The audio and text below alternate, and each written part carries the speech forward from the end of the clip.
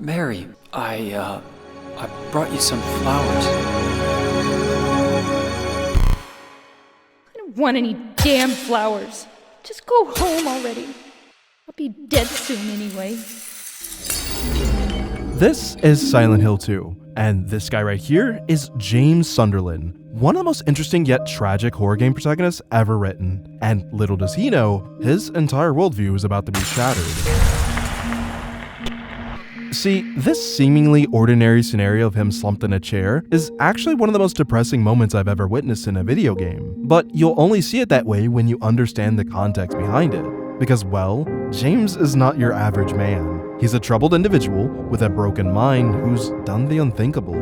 His story doesn't just have one of the darkest, most gut-wrenching twists in gaming, it builds up to it with almost a near-flawless execution, no pun intended. So today, I want to finally deep dive into Silent Hill 2, discovering all the secrets and design choices sprinkled throughout, how every piece of the game is subtly crafted to show James's shattered psyche, and, most importantly, why that simple scene of him sitting in a chair makes this one of the most depressing moments I've ever witnessed in a video game.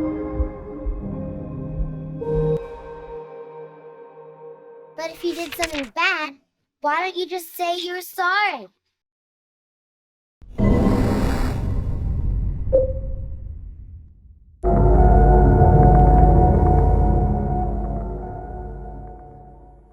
Now, Silent Hill 2 opens unlike any prior or future Silent Hill game. From the very beginning, you can tell this one is quite different. Whereas Silent Hill 1, 3, and 4 open immediately with some kind of conflict or telltale signs something supernatural is awry, Silent Hill 2 is far more grounded in its approach. It begins in an unlikely place, and that's a roadside rest stop. Despite how mundane this starting location is, immediately there are subtle signs our playable protagonist is unwell.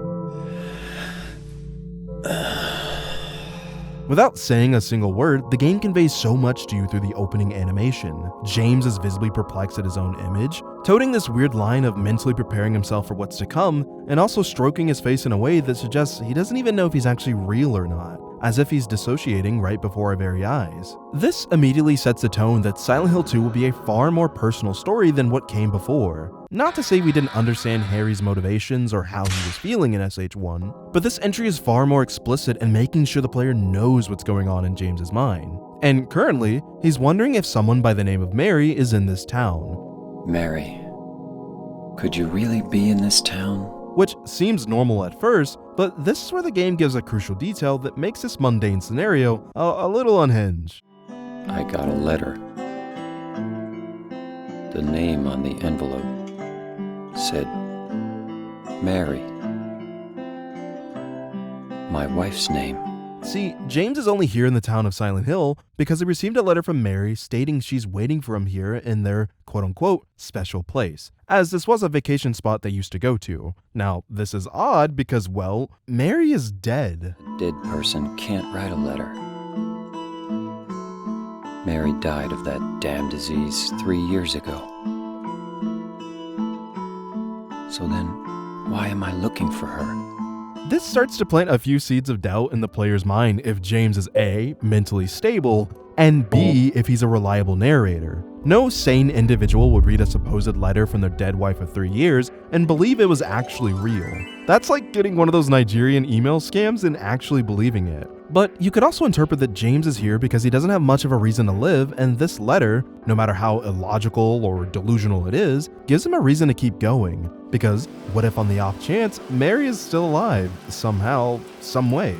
And I gotta say, this opening shows just how sharp and confident Silent Hill 2's writing really is. From the subtle visual cues in the opening animations to James's vague but clearly deteriorating mindset, and the absurd premise of chasing after a letter from your dead wife, it all gets laid out in a cohesive way that's kinda genius. All within like 2 minutes, we're given just enough context to care, but not enough to fully understand what's going on. Which is a perfect combo when you're trying to get someone invested into a story like this. We're just as intrigued as James is to solve this mystery. Is she really alive? Waiting for me? Now, there's some interesting details sprinkled in this starting area, little bits of foreshadowing on the walls and billboards which will make more sense later, and there's even a reference to Silent Hill 1, as looking at this highway guide shows the town of Brahms is in the surrounding area. This was Sybil Bennett's hometown and where she came from before investigating the events of Silent Hill 1 with Harry Mason. Now, despite how much praise I just gave the opening, it's interesting to know that during development, Team Silent had a feeling that this cold opening would be a little risky in terms of gameplay. See, one of the most iconic parts of this game happens shortly after you grab the map of Silent Hill from James's car. There's this long walk into town shrouded in the iconic fog we've come to love from the first game. And when I say this is a long walk, I do mean that, as it takes roughly 7 minutes of walking and a mandatory cutscene in the cemetery before you discover your first enemy. A pretty sharp contrast when compared to Silent Hill 1 and 3, where within the first 1 to 2 minutes, you're immediately thrust into action. This is something the game's director, Masashi Subiyama, talks about in the Making of Silent Hill documentary. まず最初のその展望台から森までは一度その街に着いたら引き返せないような距離を出すことによってその孤独感とか不安感とかその隔離された街に来てしまったっていう感じとかっていうのを出したかったんでゲーム的にはかなり危険で挑戦してみた部分ではあるんですけど。 I bring this up because not only is it commendable the devs stuck to their artistic vision despite knowing it would be risky from a gameplay perspective, but also this kind of opening is perfect for the type of horror Silent Hill 2 is going for. This game is widely considered one of the best psychological horror games ever made, and for good reason. Despite nothing dangerous actually happening to the player here, I guarantee on a first playthrough this descent into town creeped you out immensely.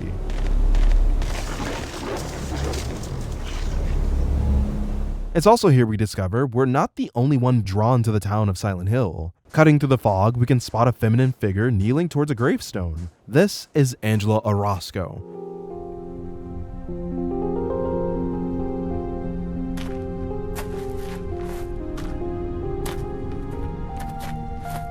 Excuse me, I'm sorry. I No, was it's just... okay. I didn't mean to scare you. I'm kind of lost.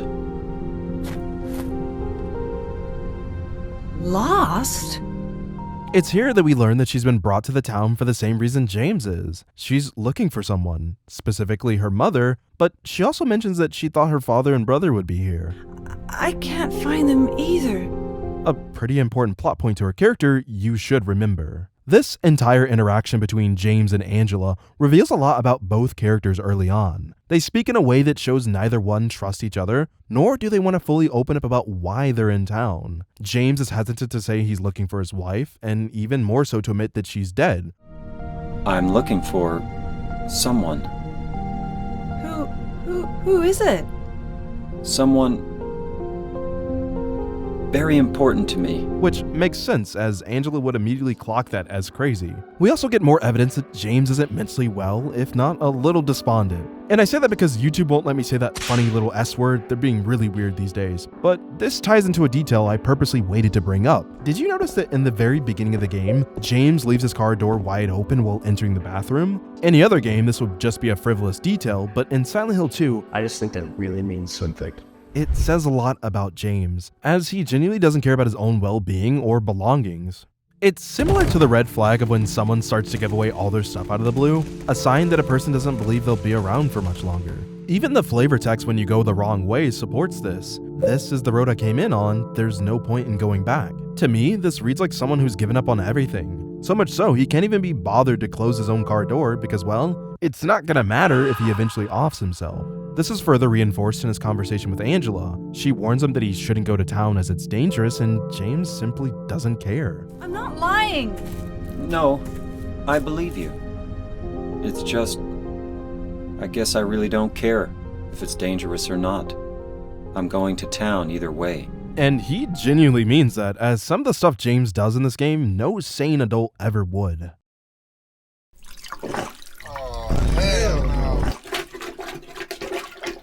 This marks the end of our brief exchange with Angela, but you can talk to her again for even more awkward dialogue. What is it? Oh, nothing. Sure is quiet here, huh?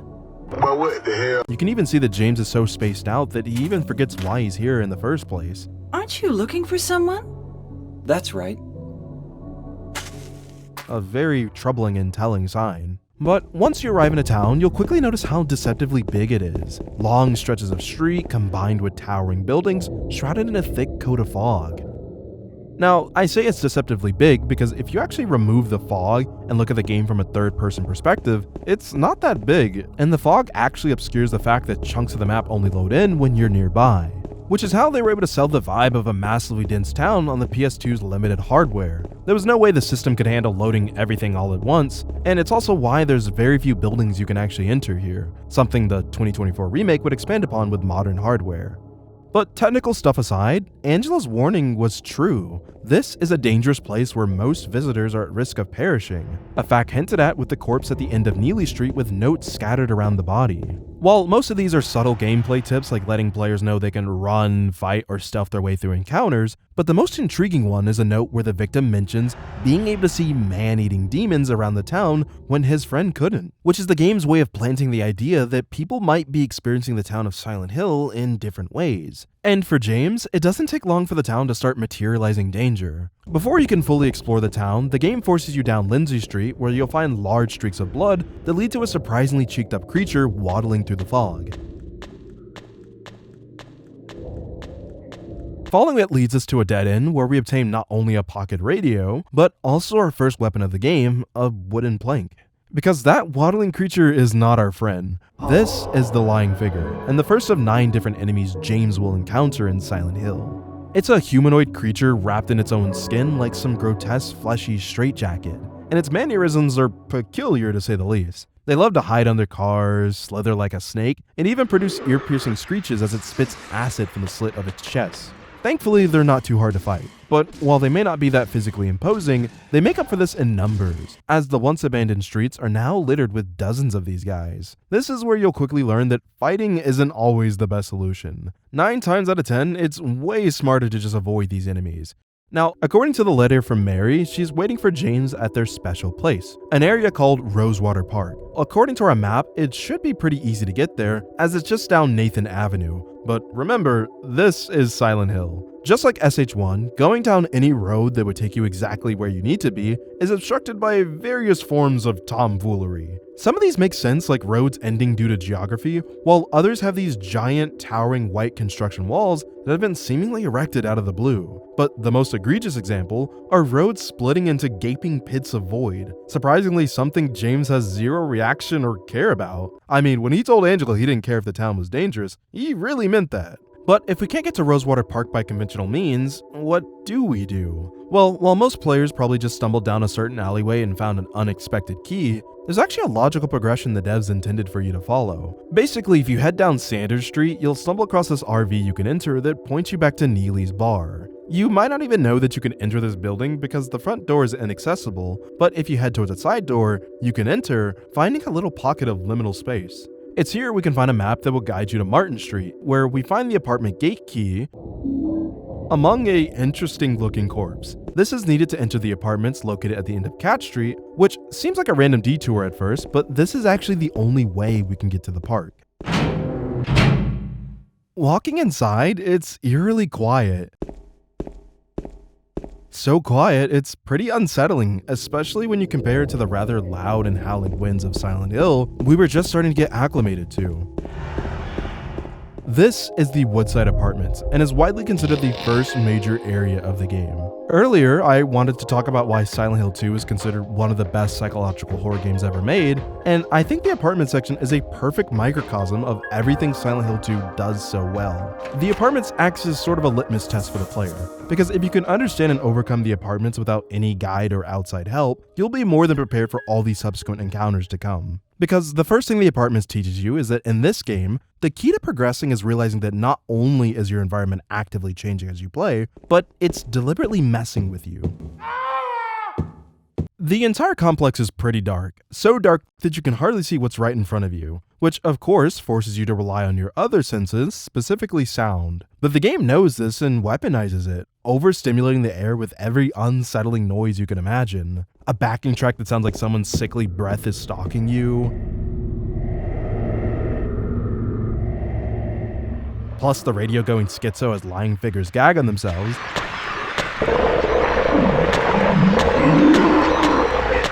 and most effective of all, the game knows how to use silence to a perverting degree, making the moments without sound just as unnerving as the ones with it. But the game isn't just building its horror audibly, it's also doing it tangibly. I think a good example of this is how you can enter room 205, which, mind you, is dead silent, and find a pocket flashlight.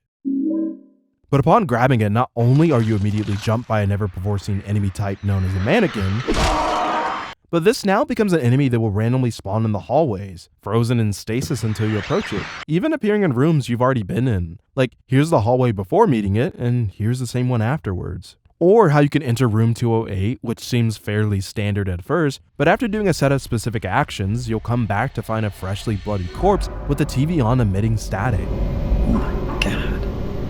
Who could have?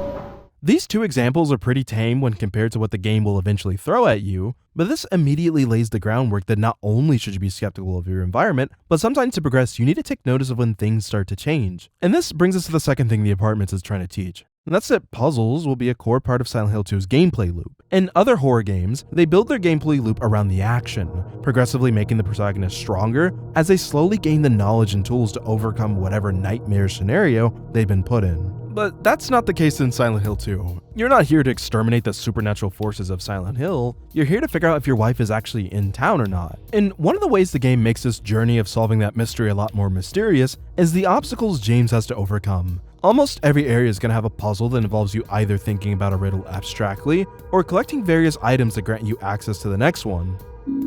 This is also why I brought up that knowing your environment is constantly changing is a key element, because it also ties into how you solve some of the puzzles. You could visit every room of this building, but still not be able to progress the game because, well, it's literally impossible unless you first grab the flashlight on the second floor, then grab the handgun on the third, and finally try to reach for a key behind this specific set of metal bars. Only then can you go back to the second floor and hear this scripted scream that lets you know you can progress the game. Because only after this scream does this specific key in room 208 spawn, allowing you to open the clock puzzle and solve it. Now, it might sound like I'm being negative towards SH2, but I'm not. I only bring this up because to me, it seems like a pretty deliberate design choice that teaches you two things. First, it gets the player in the habit of exploring and interacting with everything, because in this game, you have no idea what seemingly insignificant item or interaction will be the key to moving forward. You're forced to be meticulous, paying attention to details you'd probably just ignore in other games. It's why even though you don't have to go through every single room to beat the game, almost every player's map is going to look something like this with every red marker imaginable,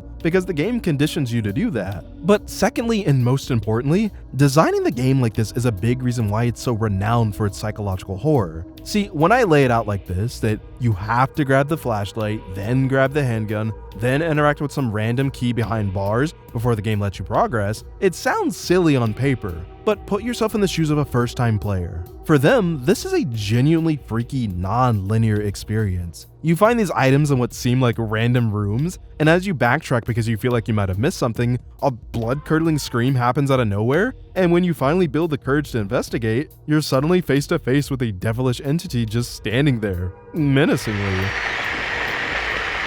I guess what I'm trying to say is that even the environment itself is a puzzle on top of the more traditional riddles and practical key hunting. But the last and most important thing the Apartments teaches and blends perfectly with the gameplay loop is how the game introduces its story, because every puzzle, every environmental change, and every new discovery coincides with a perfectly timed story beat. Even simple things such as finding a flashlight has a narrative meaning, as when you grab it, it's attached to a dress that at first glance doesn't seem noteworthy, but if you look in your inventory, this is the same dress your late wife Mary is wearing, which is perfectly ambiguous because at this point of the game, you don't know if this is some kind of reused game asset or a clever piece of subtle foreshadowing. It's also here the game briefly introduces us to not only our second major character, but our third and fourth as well. The first comes after James tries to reach for that one key behind bars, but he's unable to because a little girl kicks it out of the way.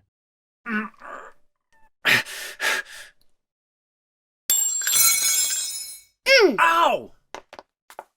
Ha ha. Hey, wait! Damn it. This is Laura, and while initially you might think the game is doing the whole cliche creepy ghost girl thing, they're not. Laura is actually real, which makes her introduction even more puzzling, because how is a little girl able to explore this abandoned apartment full of monsters without a single care in the world? And also, why is she antagonizing us? Which I think it's no coincidence that almost immediately after Laura, we're introduced to our third major character, and that's Pyramid Head. Even if you haven't played Silent Hill 2, I'm sure you've heard of or seen this entity somewhere online. Because not only is his character design so visually striking and intimidating, his introduction is also a pretty iconic moment that's seared in a lot of players' minds just by how unexpected and memorable it is. This lack of a grand introduction and revealing him directly after finding Laura makes his presence feel so much more organic and terrifying. It makes it feel like he's been there the whole time and yet you're just now seeing him. Also, you might not notice this on a first playthrough, but when Pyramid Head shows up here, all the lying figures and mannequins disappear when his presence is nearby, which adds another layer of creepy because if even the monsters are scared of him, I think you should be too. And if you enter any door and come back, he completely disappears, creating a sense of paranoia that he just might be in any room. Which, spoiler alert, he is in one of these rooms, but he won't harm you just yet. But not knowing that on a first playthrough is one of the many brilliant ways this game creates its legendary levels of psychological horror. And all of this coming together is why I believe the apartments are a perfect introduction to Silent Hill 2. But okay, we still need to make our way to Rosewater Park, and there are roughly 5 things that James needs to experience before the path will reveal itself, starting with Pyramid Head. The last time we saw him, he was behind a set of bars, but he didn't stray too far. Heading up to the 3rd floor, I love how there's a pool of blood outside of room 308, which gives the impression that something bad is in there, but no, the doors are locked. So you go one door down, which looks completely normal, and then boom, this happens.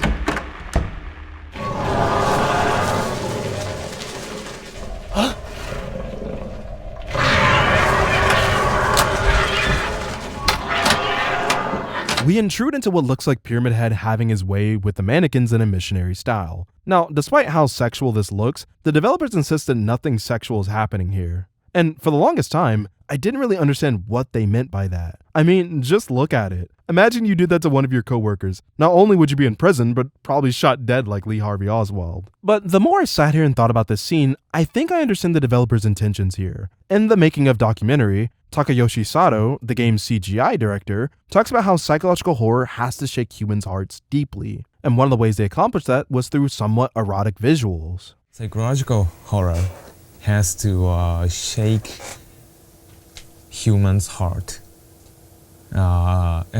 deeply. Shaking people's heart deeply means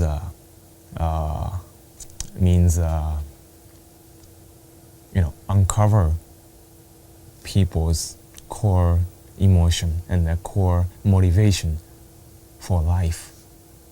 Everybody is thinking and concerning about sex and death every day. And if we want to scare or shake or touch the users or spectators, then we have to think about sex and death deeply to make like a death scene. Somebody died or monsters died, or if we made that kind of scene, we try to mix erotic essence. This is kind of a visual and core concept. My takeaway from this is that the game wants you to be flabbergasted when you see this. It's an erotic visual that disturbs you, but when you look again, nothing is really happening. He's just subduing, then killing this mannequin as it writhes around, something it normally does when attacking. There's no penetration, no thrusting, or any show of pleasure from Pyramid Head. To me, it seems like he smothers it to death and drags the corpse away, which, when you think about it, makes a lot more sense later in the game. I think if the developers had the intention of making Pyramid Head this sexually driven force of nature that's having his way with the monsters, it would have been a lot more frequent and explicit. Regardless, not only does this freak us out the player, but James too, especially when Pyramid Head takes notice he's hiding in the closet.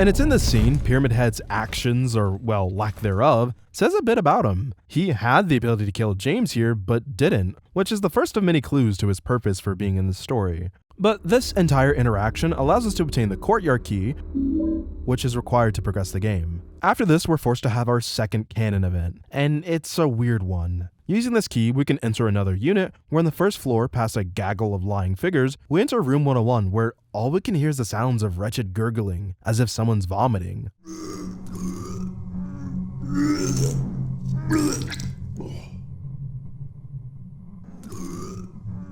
And I guess I would be too, as there's a bloody corpse stuffed into an open refrigerator. And opening the bathroom door, we discover who's been making all the noise.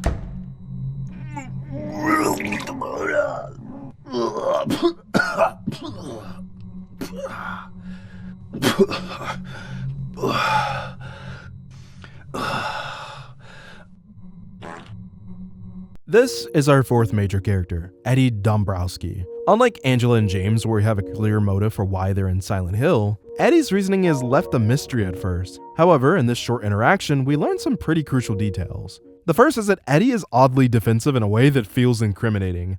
It wasn't me. I didn't do it. Do what? I didn't do anything. I swear. He was like this when I got here. It's not out of the ordinary to want to vomit when coming face to face with a corpse for the first time, but the very first words that came out of Eddie's mouth was, "It wasn't me. I didn't do it." Eddie, we never accused you of anything. Eddie, who's that dead guy in the kitchen? I didn't do it. I swear I didn't kill anybody. What happened here anyway? I told you, I don't know. I'm not even from this town. I just... I love how James tries to prod into Eddie twice here, but since Eddie sounds like a broken record, It wasn't me. he quickly switches the subject. Which brings us to our second detail. Eddie is seeing monsters just like we are. Maybe not the same ones, as he didn't see Pyramid Head. Red pyramid thing. I don't know what you're talking about. Honest. But I did see some weird looking monsters. But this tells us that we're not completely crazy. The town is manifesting danger for those in it. Well, I guess this place isn't too safe either. And finally, through Eddie, we get confirmation that this town calls people to it in almost an intoxicating way. For James, it was the lighter, Angela, her mother, but for Eddie, well, we don't know yet. Yeah, you could say that. It's here James and Eddie wish each other well and say their goodbyes, but normally in a horror situation like this, it would be smarter to team up, but for whatever reason, James and Eddie don't even entertain the idea. Eddie, be careful. James, you be careful too. This is noteworthy because earlier in the video I said I would briefly touch on the remake here and there. Well, this is a scene that's actually really interesting when you look at how the 2024 remake did it, because it changes the context quite a bit. In the remake's version of this encounter, Eddie flat out asks James if he would like to join him to get out of town. Might be best if you just get out of here. Yeah, you're right. Hey, you want to come with? Maybe together we can find a way out of this town. But this is something James doesn't agree to because he's dead set on figuring out if his late wife Mary is actually in this town. He doesn't want to leave just yet. However, James saying no here is pretty important because Eddie takes that rejection harshly. I'm gonna sequence break here for a second, but later in the game, there's a pretty stark mood shift within Eddie. In the original, it's pretty sudden and abrupt. With the remake, it makes a lot more sense. Eddie is pissed that James rejected him. And that resentment perfectly sets up a later scene where James, after finding out Eddie might know where Laura is, suggests they travel together, and he's not happy about that.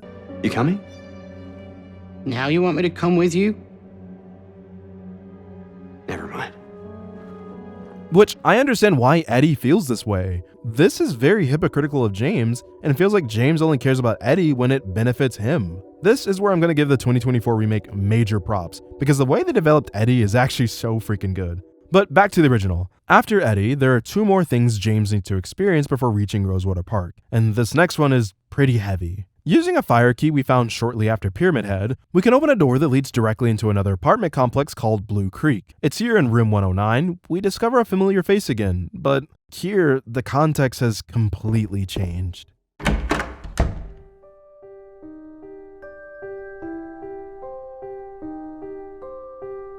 Oh, it's you. Yeah, I'm James. We find Angela, but she's lying on the floor eyeing a rather large kitchen knife. She immediately notices who we are, and James immediately notices what she's thinking. Angela, okay. I don't know what you're planning, but there's always another way. She's not laying here because she's resting, she's on the verge of ending it all. We're getting to see a glimpse into Angela's depression. James, to his credit, handles it delicately, trying to talk her down, but Angela's response is one of the most chilling lines in this game. But you're the same as me. It's easier just to run. Besides, is what we deserve. No, I'm not like you. Are you afraid? You're the same as me. This is pretty important because Angela isn't lying. This is one of those lines that on a first playthrough you kind of brush off, but on subsequent playthroughs, it all starts to click. Angela, just from her brief interactions with James, can see the same brokenness, the same desire to just run away from an unbearable truth, and senses the weight he's carrying because she's carrying it too. But even though she can tell James is depressed just like she is, that doesn't mean she's trusting of him. Part of that is her defense mechanism for reasons that are becoming more apparent, but Angela has a gut feeling that he's not right. And this gut feeling gets reaffirmed a little when James finally opens up to her about why he's in Silent Hill. Did you find the person you're looking for? Not yet. Her name's Mary. She's my wife.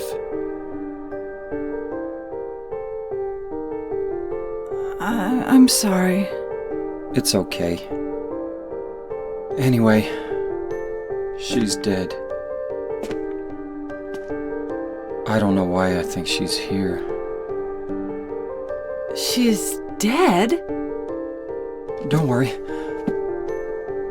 I'm not crazy. At least, I don't think so. Angela is completely spooked, which any normal person would be because that's crazy talk. And this is where the scene takes a terrifying turn. After Angela learns about this, she quickly wants to get away, but as she's leaving, James brings up the knife, as he doesn't want her alone with that. What about that? Will you hold it for me? Sure. No problem. She agrees to hand it over, a moment of seeming trust, but as James reaches for it, something snaps. No! Oh, I'm sorry. I've been bad. Please don't. That's a trauma response playing out right in front of us. These are the words of someone who's been conditioned to beg for forgiveness to avoid being hurt. It's a raw, unfiltered look at a victim of severe abuse. And mind you, this is a 2001 video game. I don't know of many games around this time tackling and depicting such mature themes like this. It's through this interaction we can finally understand why Angela talks the way she does and is struggling so hard whenever she's around James. She's trying her hardest to be cordial, but her prior experiences with men is making that hard to do. Now, something else I find really interesting is that unlike Eddie, James offers Angela the idea of them traveling together since the town is clearly dangerous. This happens in both the original and the remake. I've got to find my mama. Should I go with you? This town's dangerous. Now I know what you meant back there in the cemetery. I'll be okay by myself. Besides, I'd just slow you down. I have to find my mama. Should I go with you? This town really is dangerous. Now I know what you meant back there in the cemetery. No, it's okay. Besides, I'd just slow you down. Angela declines, of course, but it's interesting that James tells Eddie to kick rocks but suddenly switches his mind when it comes to Angela. You could say that James is concerned that Angela might harm herself, but regardless, it's an interesting observation of James's character and something I think we should come back to later. However, before leaving, it's important to mention that there are subtle clues scattered all over this room that give a little bit of context on Angela's background. In the center of the room is a torn family photo with the father deliberately ripped from the mother and daughter, clearly showing that there's a divide in this family, but what happened and why. Also, the doors here are unlike anything we've seen before for a pretty deliberate reason. Take a look at them and you'll notice one is pure white and clean, while the other is black and boarded shut with a teddy bear on the floor next to it. Given that Angela's traumas seem to be related to family, the black door could represent a lost childhood that she can never get back to, whereas the white door could represent purity and innocence, which that door was where she was contemplating taking her own life. So maybe she feels like death is the only way she can regain her purity and innocence, which is just heartbreaking to think about. But alright, there's one last thing James needs to do to reach Rosewater Park, and surprisingly it's pretty simple. You need to find the apartment stairway key, which makes sense, and after using it, oh, this happens.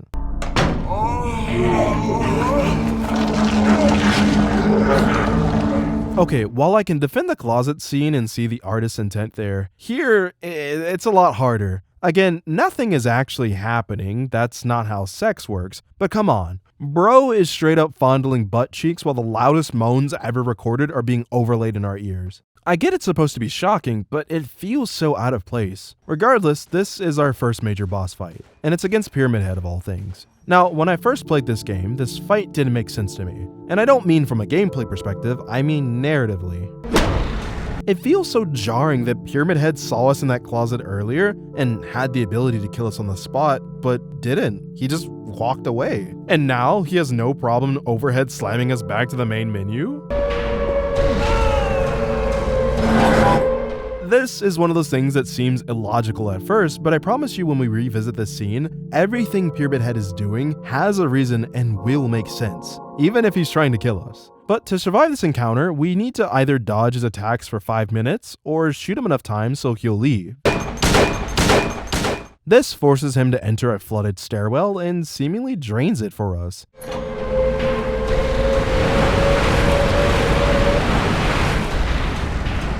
Again, it's another small but important detail that we'll come back to later that says a lot about his character.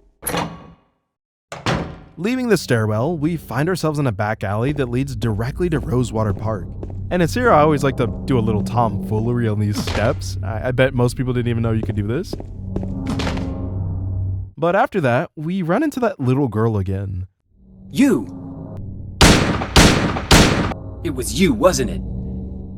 You're the one who stepped on my hand.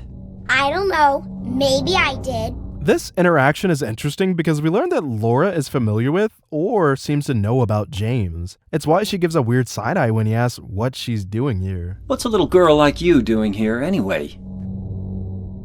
Huh? Are you blind or something? Which also prompts her to say a very cryptic line. What's that letter? None of your business. You didn't love Mary anyway. Wait! How do you know Mary's name? That's a pretty serious allegation to make, even more so given that Mary supposedly died 3 years ago. It's an unsettling remark, but before we can question it, she's gone like the wind. A pretty common theme for Laura. But regardless, we finally made it to Rosewater Park, the supposed special place Mary could be. And this is where our first major plot twist unfolds. Someone's here, but it's not Mary. This is someone completely new. Mary?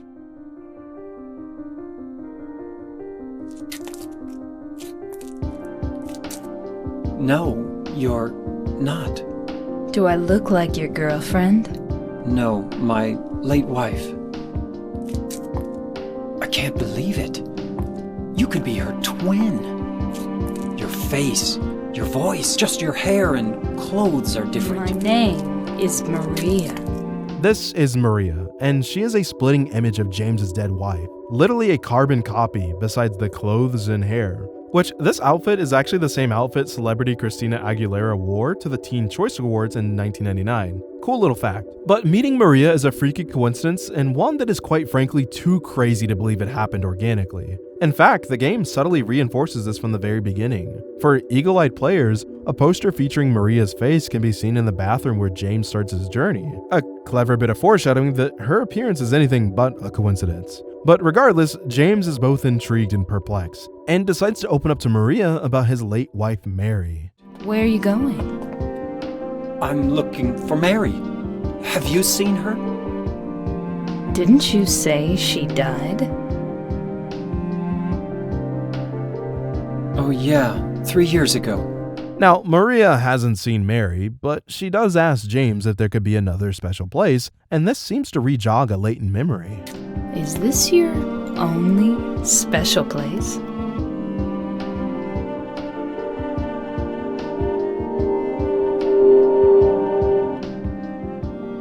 There is another special place, and that's most definitely the Lakeview Hotel. So that's our next goal. Mary definitely wasn't here, but she could be there. However, Maria isn't going to let us leave so easily. You're coming with me? You were gonna just leave me? She forces James to bring her along by not only guilt-tripping him, but also negging him about his late wife, even using her physical similarities to insinuate that, hey, I look just like your Mary, and you loved Mary, so you'll definitely love me too. I'm all alone here. Everyone else is gone. I look like Mary, don't I? You loved her, right? Or maybe you hated her. Don't be ridiculous. It's very manipulative, but in James's current mental state, he doesn't really care to push back and reluctantly agrees. So with Maria in our party, we can journey through Silent Hill with her. At least that's what I would normally say, but as a video essay, I have to make a decision here. Between us leaving this park and James finally reaching the Lakeview Hotel, there is a ton of game to cover. If I were to continue breaking down every puzzle, every minor interaction and story beat, the same way we just did for the apartments, this video would be pushing like 4 or 5 hours long. And while I could talk about this game for that long, I don't think a chronological walkthrough is the best way to truly understand what makes Silent Hill 2 so brilliant. Because at its core, this game isn't just about the journey to a hotel, it's about the people James meets along the way. Each character is a distorted reflection of James himself, or at least mirrors the emotions he's experiencing. They are the living, breathing heart of this game's psychological horror. It's why I like to say this is a beautiful game about broken people. So now that we've met all the major players, Angela, Eddie, Laura, Maria, and of course Pyramid Head, I think this is the perfect point to pivot. Instead of just following the map beat by beat, we're gonna follow the characters. We'll examine each of their arcs, how they intersect with James, and what they represent. Because by understanding them, we will in turn understand James. And since every monster, person, and twisted environment in Silent Hill is a reflection of a person's inner psyche, it only makes sense that we start with the man at the center of it all. Let's talk about James Sunderland. So, this game has been hiding a horrible secret from the players, since the very beginning actually. When you start Silent Hill 2, you're led to believe that James is just a pretty sad guy who's on a love-struck quest to find out if his late wife Mary is actually in town or not. It's a crazy premise that we know is physically impossible, but like James, we're curious to see where this road leads us, and it's a long and treacherous one. James ends up visiting a dozen or so unique areas of Silent Hill, encountering horrors beyond human comprehension before eventually winding up at the Lakeview Hotel. Now, this destination holds a lot of significance because this is the last place James and Mary visited before she fell ill with her terminal diagnosis. Mary was given 3 years to live, and that's exactly how long James's mind has been telling him she's been dead. How long does she have? I'm afraid I'm not sure. 3 years at most. Perhaps 6 months. Because to James, the wife he knew and loved died the very day she became sick, which is a pretty horrible thought. Mary died of that damn disease 3 years ago. But during this time, Mary's health rapidly deteriorated. Her hair fell out, her skin lost its pigment, and eventually she was completely bedridden, causing her to feel her beauty withering, meaning some days she could only compare herself to a monster. Look, I'm disgusted. I don't deserve flowers. Between the disease and the drugs, I look like a monster. Faced with the existential dread of death and having her once normal life abruptly stolen from her, she began lashing out at everyone she loved, especially James. What are you looking at? Get the hell out of here! Leave me alone already! I'm no use to anyone. I'll be dead soon anyway. Because of this, he started visiting less and less. He started drinking to cope with the pain, something we learn when James is inspecting bottles at Heaven's Night. and overall became an angry, resentful, and depressed individual. Tragically, all of this tension came to a boiling point when James and Mary received some gut-wrenching news from the doctor. Mary was coming to the end of her life, and it was recommended that she return home, where James would assume the role of her caretaker. But it was here James committed an unforgivable sin, but his mind won't allow him to remember it. That's until James makes it to room 312 of the Lakeview Hotel, where he finds a videotape, a video player, and a TV specifically made for him. Playing the tape, we learn the truth about James Sunderland. Are you taping again? Come on. I don't know why, but I just love it here. It's so peaceful. You know what I heard? This whole area used to be a sacred place. I think I can see why. It's too bad we have to leave. Please promise you'll take me again, James.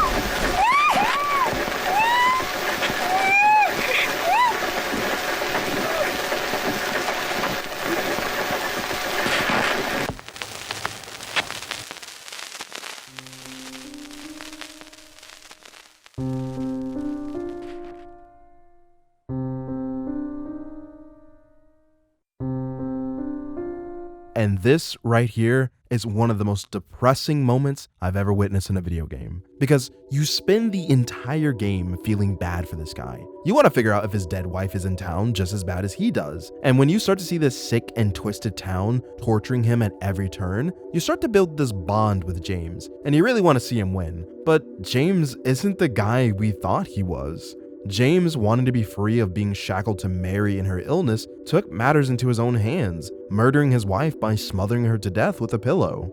This kind of execution really shows how frail and helpless Mary was, as trying to do this to a healthy adult is next to impossible. I mean, Paulie from The Sopranos was able to do it, but I mean, that's Paulie. And this is when the events of Silent Hill 2 start to take place. James takes Mary's body and places it in the back of his car and heads towards the town of Silent Hill, prepared to take his own life for the crime he's committed. But on the way there, something in him kinda just snaps. Through a mixture of PTSD, guilt, and dissociation mixed with the town's supernatural powers, James simply forgot he did that. A mental blockage is formed, and a letter from his dead wife is conjured onto a blank piece of paper, sending James onto this twisted journey towards redemption or destruction, depending on how you play the game, as every choice you make influences the ending you get, and thus the fate of James Sunderland. But before we talk about that, there's a lot of questions to be answered. Knowing the truth about James actually recontextualizes almost every scene in this game, because the most interesting thing about Silent Hill 2 is knowing that all the horrors the town creates is a manifestation of each individual's mind.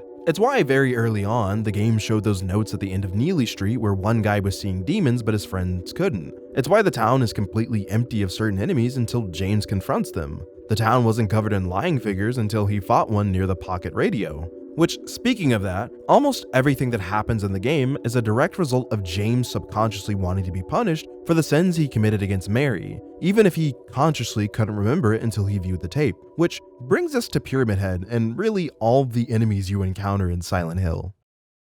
Alright, this is gonna sound crazy, but Pyramid Head is low-key a good guy, depending on how you look at it, and only exists because, just like every other enemy, James willed him into existence through the sheer power of Silent Hill. It's why when James asked Eddie if he had seen any red pyramid things, Eddie says he hasn't, and he was telling the truth, because Pyramid Head is something that's only unique to James. It's also why, if you ever played like Silent Hill Homecoming and you see Pyramid Head there, it makes a lot of fans pretty mad because he really shouldn't be here. That's not right. But unlike all the other enemies, everything he does is to help James in the most unexpected ways possible. It's a pretty big misconception that people think Silent Hill is trying to teach and reform those who enter it like a form of messed up therapy, but that's false. There is no lesson, there is no therapy, and the town doesn't really have a goal because, well, the town isn't sentient. It's more like a force of nature or a psychic mirror. It's just projecting what's inside someone's mind, and this is important because the mind of James Sunderland is filled with contradictions. He wants to see Mary again, but at the same time, he doesn't. He loved her, but also hated what she became and how it took his life away. He wants to own up to what he did to her, but at the same time, he wants to hide and run away from it as well, which is why the letter from Mary manifested in the first place. There's this constant tug of war wanting to run away from the truth and yet confront it, which is the whole point of the game. And I think Pyramid Head is the best example of this. At first glance, he seems like a really weird character with nonsensical actions, but he's just a reflection of James's mind. Because of this, Pyramid Head does one of two things throughout the entire game. Either punishing James, or he's removing any barrier to the truth that James killed Mary. This means every time James wants to be punished, he will try to kill him because James wants to die for what he did to Mary. And the times where James wants to own up to what he did, he'll remove any obstacles in the way so he can do it, including himself. It's why he always leaves a boss fight willingly and eventually offs himself at the final one because, well, James doesn't need him anymore. It's why he explicitly says that. I was weak. That's why I needed you. Needed someone to punish me for my sins. But that's all over now. I know the truth. Now it's time to end this. But if you want some more concrete examples, remember that scene where Pyramid Head smothers and drags those mannequins away while James is in the closet? Well, he's doing that because he's trying to get James to remember the truth. The way Pyramid Head killed these mannequins is the same way James smothered Mary and dragged her corpse to his car. Pyramid Head also doesn't kill him here because this is the part of James's mind that wants to remember the truth. But at the same time, James wants to die, which is why they have the boss fight in the stairwell. When you start to fight back and survive this encounter, this is flipping James's mind back to wanting to remember the truth, which is also why Pyramid Head deliberately leaves the fight on his own accord. It even clears the blockage of water in the stairwell so you can continue your journey. On a first playthrough, these actions don't make sense, but when you figure out the truth behind James and how the town operates, it all starts to click because Pyramid Head is only doing what James subconsciously wants. His actions are contradictory because, well, James is contradictory. It's kinda genius. But if Pyramid Head is the representation of James wanting to punish himself, well, what is Maria? Funny enough, Maria and Pyramid Head are two sides of the same coin with opposing goals. I know I didn't explain this in the first half of the video because I just didn't have time, okay? But Maria isn't real just like Pyramid Head isn't real. She only exists for James, and when you know this, it makes every other scene with her make a lot more sense. Maria is pretty much everything James wishes Mary was. A perfect, healthy, and slightly sexualized idealization of his late wife. And Maria uses this to her full advantage to guilt trip, manipulate, and coerce James into foregoing the truth. James! Mary? Oh, Maria. It's you. I thought you were... Sorry. Anyway, I'm glad you're alive. Anyway? What do you mean, anyway? You don't sound very happy to see me. I was almost killed back there. Why didn't you try to save me? All you care about is that dead wife of yours. I've never been so scared in my whole life. You couldn't care less about me, could you? One of your first clues of this is within a scene shortly after we find her in Rosewater Park. Here, we're about to find Laura and Eddie inside Pete's Bolorama, but right when we're about to go inside, Maria refuses to enter. I'll wait here. I hate bowling. I didn't come here to play, you know. Hurry back, okay? Which at first just seems like a weird personal choice because she'll go inside any other building with you, but why not this one? Well, if Pyramid Head is the part of James that wants to face up to what he did, then Maria is the exact opposite, trying to guide him away from that. Maria doesn't enter this building because it would give away that she is just a figment of James's imagination, and would break him out of his delusion way sooner than he actually wants to. Just like Pyramid Head, Maria is acting on what James subconsciously desires, but unlike Pyramid Head, Maria has something about her that makes her completely different from every other manifestation, and that's that she's actually sentient. This is something we learn in the side scenario called Born from a Wish, which for some reason the 2024 remake still hasn't included this.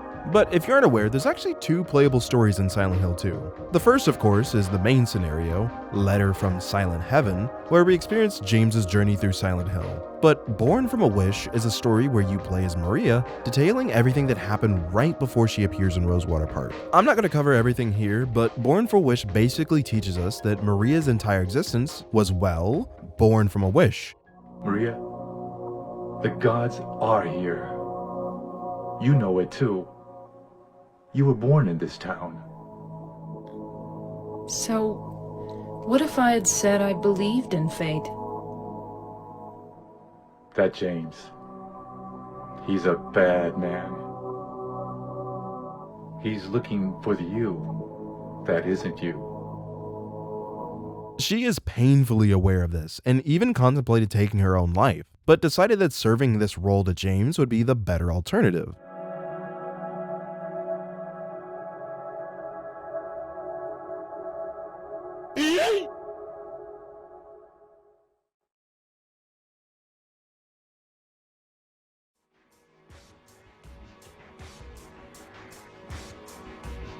James. But Pyramid Head isn't gonna let any of this slide, and it's why he makes it his mission to eradicate Maria any chance he gets. This results in him murdering her in front of James multiple times, with the third death finally getting James to wake up to the truth.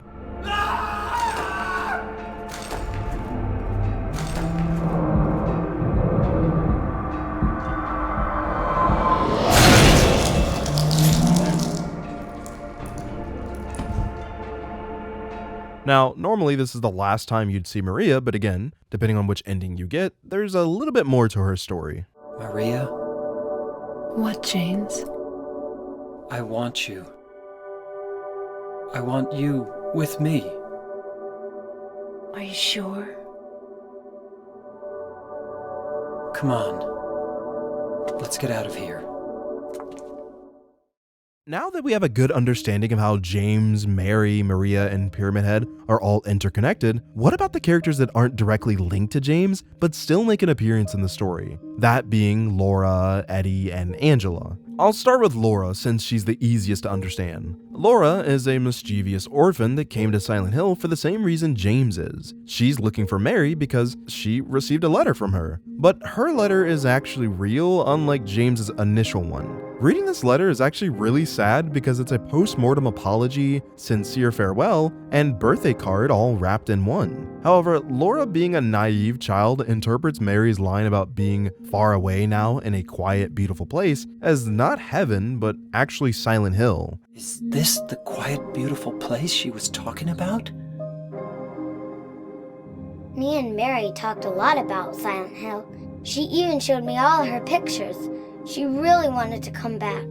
That's why I'm here. So, because of this, she ran away from her orphanage, something she admits to doing a lot, and in the process managed to run into Eddie, and thus hitching a ride with him to Silent Hill. We know this because of a brief animation included in the game's opening where Eddie and Laura are next to Eddie's van at the observation deck while Eddie examines a map. This is further reinforced in game as the same white van can be seen at the start of the game. And above that van is a billboard of Pete's Bolorama, where Eddie and Laura eventually meet up, a bit of deliberate foreshadowing on subsequent playthroughs. But while this explains why Laura is in Silent Hill, how did she know Mary well enough to the point of receiving a letter? Well, this is because Laura and Mary were actually really close. During Mary's long hospital stay, Laura, who was also a patient at the time, formed a friendship and a deep bond with her. Being an orphan, Mary sorta became a mother figure to her, and they grew incredibly close, especially during the times James was absent, which also explains how she knows James and why she was visibly confused when James didn't recognize her after the apartments. What's a little girl like you doing here anyway?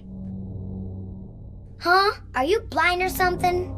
This also explains why Laura strongly dislikes James and is constantly hostile towards him. Laura saw firsthand how James grew more distant and surly as Mary's illness worsened. She resents him for what she perceives as abandonment, a painful feeling that as an orphan, she understands all too well. Even though Mary insisted to Laura that deep down James was a kind man and means well, when Laura spits out the line, "You didn't love Mary anyway," she's not being cruel just for the sake of it, she's expressing how she feels based on what she witnessed in the hospital. But Laura's inclusion in Silent Hill also reveals two major plot points. The first is that Silent Hill can't harm those who are innocent. This is no place for a kid. There are all sorts of strange things around here. I can't believe you haven't even gotten a scratch on you. Laura is able to navigate the town so carefree and nonchalantly because she's just a child with nothing dark in her heart. With nothing to project, she only sees a foggy, empty town. This is why she can lock James in a hospital room full of monsters without a second thought. Laura! What are you doing?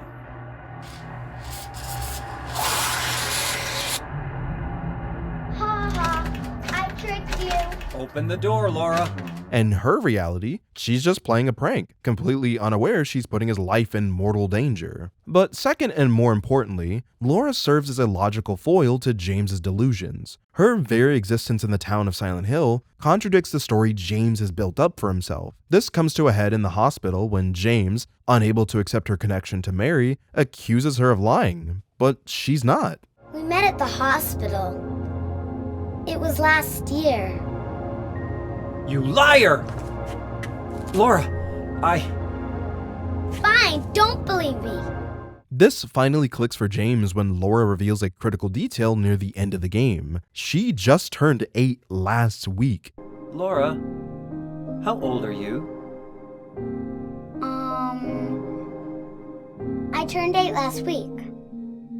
I know that doesn't sound important, but you have to remember, the letter she's carrying from Mary is also a birthday card. Suddenly, James's entire narrative about Mary dying 3 years ago completely collapses, as Mary didn't die years ago, she died days ago. And Laura finally understands this morbid reality when James admits to her after watching the tape that Mary died, and not only did she died by his hands. Mary's gone. She's dead.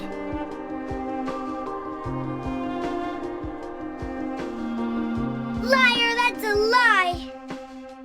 No, that's not true. She died because she was sick? No, I killed her.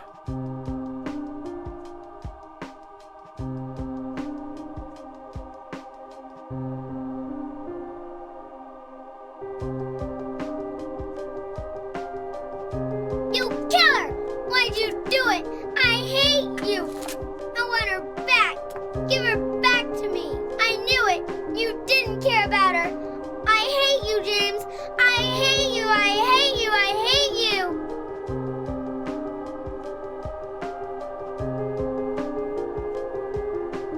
She was always waiting for you. Why? It's a pretty sad ending for Laura because she really believed her friend was out there and finally got better only to have her dreams crushed. Not only did she not get better, but the man who was supposed to love her like no other was the one that extinguished her frail and withering flame. For most players, this is the last you'll see of Laura, unless you get one of the endings, but again, more on that later. Now that we understand Laura, let's talk about Eddie Dombrowski. Now, I'm gonna be honest, I don't really have much to say as he's a pretty brief character, but Eddie is a heavier set and mentally disturbed man who's been bullied his entire life. Before the game even starts, he gets revenge on one of his abusers, a football player, by killing his dog and blowing out his kneecap with a revolver. That's why I ran away after I killed the dog. Ran away like a scared little girl. Yeah, I killed that dog. It was fun. It tried to chew its own guts out. Finally died all curled up in a ball. Then he came after me. I shot him too, right in the leg. He cried more than the dog. After fleeing from this violent incident, he happens to find Laura and takes her to Silent Hill as the town was already calling him there. During the events of the game, we only see Eddie about 4 times, but during those brief interactions, we witness the sharp decline of Eddie's mental state. Originally, he can be found puking into a toilet after finding a corpse stuffed into a refrigerator, something he's very defensive about, and by the end of the game, he goes on a pretty psychotic rant that killing people ain't a big deal. Killing a person ain't no big deal. Just put the gun to their head. I mean, this man is genuinely crashing out here. I think on a very surface level take, Eddie is a cautionary tale of what could happen to James if he gave in to his delusions. Unlike James and Angela, who are being relentlessly tormented by Silent Hill, Eddie seems to not only be thriving, but being empowered by the town. I think the first red flag that Eddie was slowly being corrupted was after that puking in the toilet. He can be found eating pizza so carefree and lackadaisically inside Pete's Bolorama, something James calls him out for. This town is full of monsters. How can you sit there and eat pizza? She said she was fine by herself. She said a fatso like me would just slow her down. Forget you. I know this is a pretty meme-worthy scene, but James kinda has a point here. How did Eddie go from being disgusted at the sight of a body to being so nonchalant about it? I think it's because at this point of the game, Eddie has pretty much given up, or I guess you could say thrown up, any guilt or conscience he might have. Everything he did to that dog and bully is pretty much justified in his mind, and he has no qualms about doing it again to anyone he perceives to be making fun of him. Which is why when Eddie fully slips into madness and believes James is making fun of him, when he clearly wasn't, it kickstarts a boss fight where James has to murder Eddie in self-defense.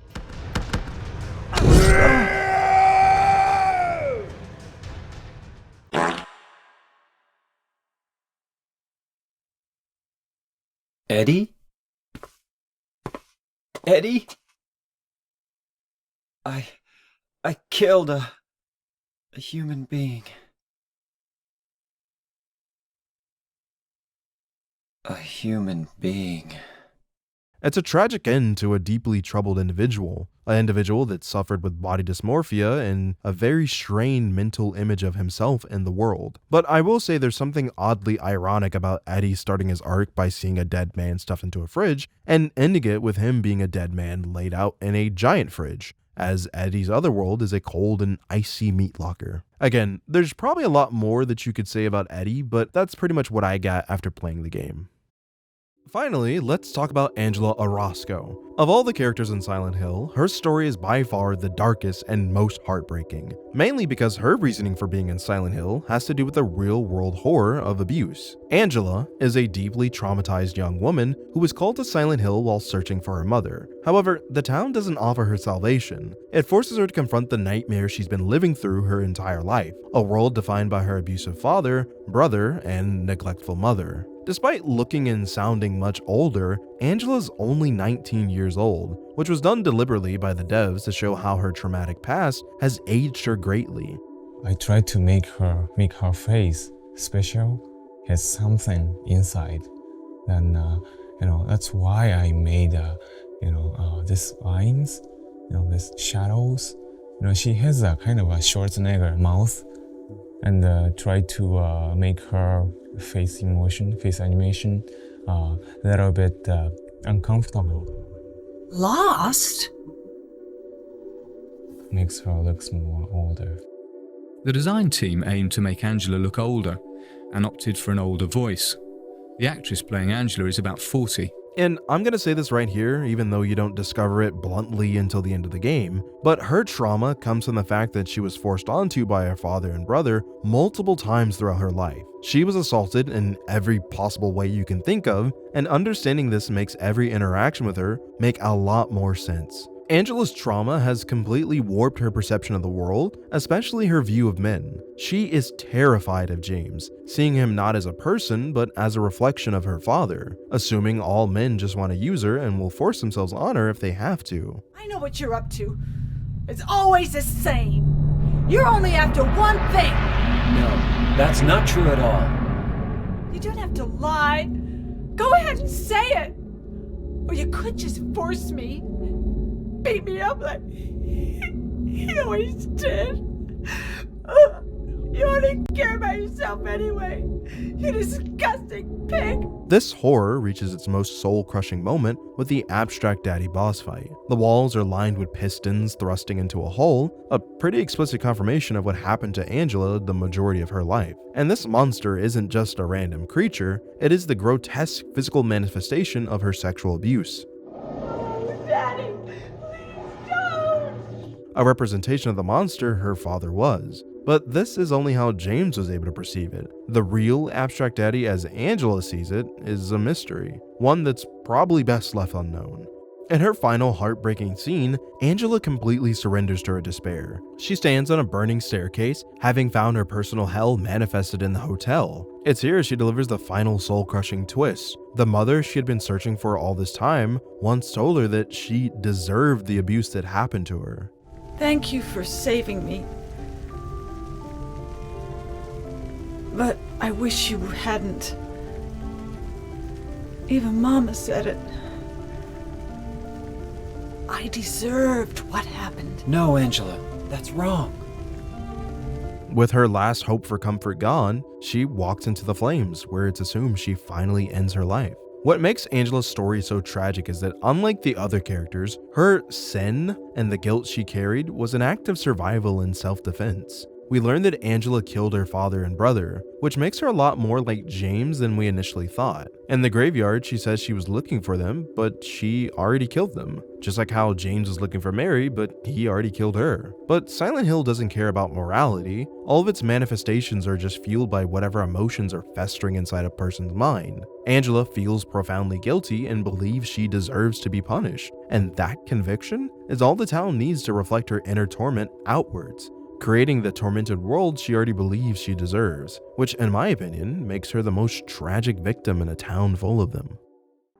And with that, that's really all I can say about the main story elements for Silent Hill 2. For a game that people have been analyzing for over 2 decades, I hate to say it, but we've only just scratched the surface of potential lore, discussion, and layered meanings in the game. But I hope that through this deep dive into its characters and their traumas, you now have a good understanding of what makes this game so legendary.